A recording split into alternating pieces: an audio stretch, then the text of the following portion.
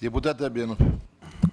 Құрметті әріптестер, біздің депутаттық сауалымыз премьер-министр Кәрім Қажымқанұлы Масимовке. Бұл депутаттық сауал күрішшілердің проблемасына қатысты. Өкіметтің тікелей қолдауына сәйкес, биыл күрішшілер үлкен жақсы деңгейге жетіп жатыр.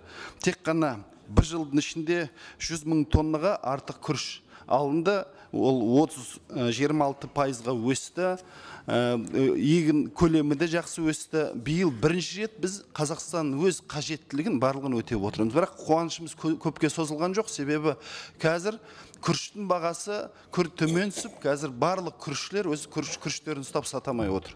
Өздеріңізге белгілі, бидайға қатысты арнайы мемлекеттік бағдарламалар бар, сатып алады, ал күрішке қатысты ондай мәселелер шешілмеген. Бұл енді қандай себептен болды деп біз есептеп қарасақ, қазір Қазақстанда артық күріш жоқ. Өзіміз шығарған күрішті өзіміз пайдаланамыз. Сырттан егер күріш келмейтін болса, барлығы өзімізге жеткілікті. Ал енді 2 жыл бұрын біздің күрішке жаңағы бәсекелестік болатын Қытай күріші болатын болса, биыл бірінші рет Ресейдің күріші көбейіп кетті. Бізге қарағанда сапасы да жоғары, бағасы да төмен. И в этом отношении вот мы ставим вопрос в первую очередь по таможенному союзу. В таможенный союз мы вошли, создали тарифные механизмы, которые будут определять защиту от внешнего рынка. Но внутренние правила мы не придумали. И вот сегодня Россия очень сильно поддерживает своих рисоводов.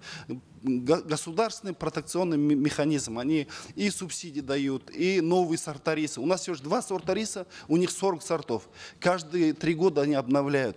У них меры не запускают, значит, зарубежный рис к себе.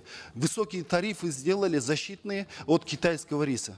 А у нас этих мер нет. И получается, что да, внешне мы защищены одинаково, а внутри таможенного союза российские рисоводы имеют большие преимущества. И вот мы изучили сегодня, значит, наша таможня показывает, что сейчас россияне пользуются тарифными льготами, значит, без импортных, значит, тарифов, завозят к нам рис, и их рис сейчас более конкурентоспособный. Если так мы пойдем, рисоводы не смогут продать свой рис, и будут достаточно серьезные проблемы. Это целая отрасль. Больше, чем в Кызылорде, нигде создать рисовое хозяйство невозможно. В этом отношении наше предложение, значит, Масимову о том, чтобы, значит, через продкорпорацию закупить определенное количество риса.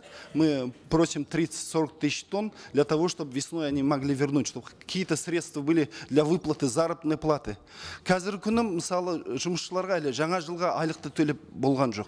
Сол себептен бұл шараларды қолдануымыз керек.